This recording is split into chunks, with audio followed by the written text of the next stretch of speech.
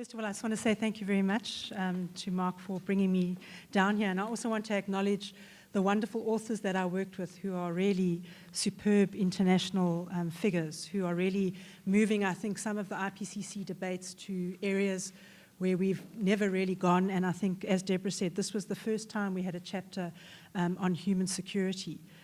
Essentially, the way human security is approached in the chapter is really looking at the vital core of human life, that people have freedom and the capacity to live in dignity.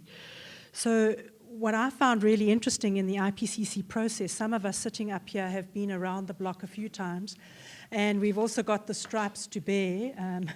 We can talk about that some other time perhaps, but for me, just to set it in context, because I think you've been hearing a lot of sound bites, but in terms of paradigm shift, I think what Bruce hit on was really important. Right in the early days of the IPCC, it was much more of a biophysical approach, much more a focus on climate as a system and the hazards. And as we've evolved, you can see that we've moved into the overlapping circles, looking at risks, exposures, and particularly on vulnerability. But those of us who work in the room, who work on vulnerability, will know it's a really complex set of issues. You can't just talk about it from a biophysical perspective. And so that's why it's really interesting to have been part of a group which is really trying to, as Mark said, really look at us humans as a species, along with all the other species, but really trying to look at this in a holistic way. So those of you who are more social scientists, I think the time is coming now where the social scientists need to claim the space and really get involved. But that's just a punt. That wasn't an IPCC statement. I better than low confidence, says Deborah. I say high confidence. But anyway, I hope I'm not misquoted on that yet again in the press somewhere.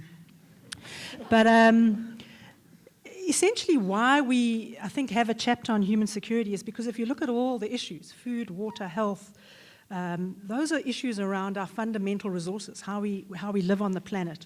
And so those have been captured together in this chapter called Human Security. And since the last assessment report, which some of us were involved in, the burgeoning of the literature and the inclusion of the social scientists really into trying to reframe how you look at climate change has been immense. And so there's a large body of literature now. This wasn't just a chapter that was kind of added in with a few little bits of studies and lots of grey literature. There's really a robust literature, and that was very carefully sifted through. Because you can imagine, you don't want a statement that says something like climate change causes conflict. That would be ridiculous. What climate change does is exacerbate, or if you like, help to trigger situations of conflict. And why do we say that? There's two streams that I just want to look at. The one is around access to services and issues. So, for example, one of the statements says violent conflict could increase vulnerability to climate change. Why is that? Well, if you have conflicted areas, you normally have issues around infrastructure that gets damaged, institutions that become brittle, and so on. So there's that one side of it. But a lot of the chapter actually looks at resource utilization, because obviously climate change is going to put some resources at risk, but it may also increase some places with more access to resources, and hence the notions of conflict. So particularly around shared resources is quite important. What the chapter, and I'll read you the sound bites in a minute, but I'm just trying to paraphrase, also looks at vulnerable people, because obviously if you've got limited resources, it's really hard to move. We need to be very careful when we're talking about migration. Are we talking about an extreme event that displaces people? Because those of us, again, in Southern Africa who've worked on droughts and in semi-arid contexts, people are very loath to move. They might move temporarily, but then they'll come back home. So the chapter is very careful to distinguish between what we mean by displacement and when will people actually migrate. And one of the interesting adaptation options is to try and find ways to enable migration. Because if low-level islands and so on are going to be inundated, it might be an adaptation strategy to move people. But imagine in South Africa if you're now going to move people where we have a history of forced relocations. It's an issue that's really very, very difficult and must be borne in mind. So it's not always easy to do that adaptation.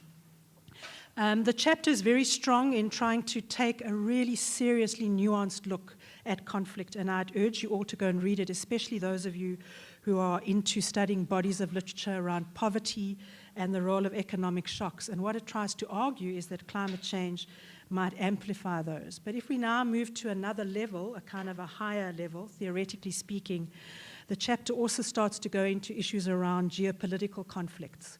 So where small island states, where their integrity might be threatened, where you've got transboundary water issues, where you've got fish stocks that are now moving.